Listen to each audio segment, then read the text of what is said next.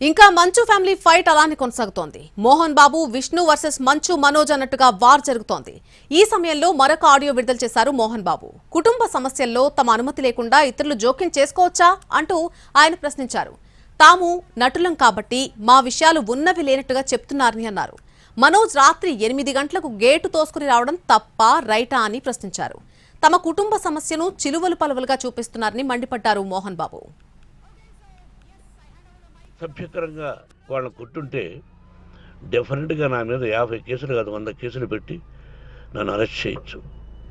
లేకపోతే నేనే police station పోయి అయ్యా ఆవేశంలో నా ఇంటి బయట ఉన్న వాళ్ళని కొట్టాను, నాది తప్పే అని పోలీస్ స్టేషన్కి ధైర్యంగా పెడతాను. కానీ ఇంటి లోపలికి వచ్చి నా ఏకాగ్రతను, నా మనశ్శాంతిని భగ్నం చేశాడు.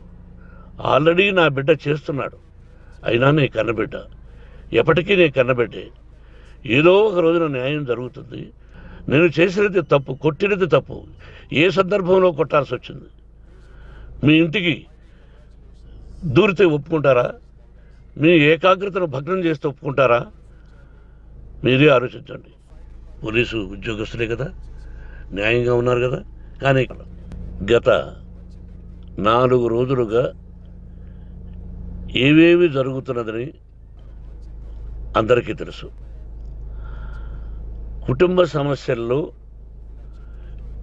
ఎవరైనా పర్మిషన్ లేకుండా ఇతరులు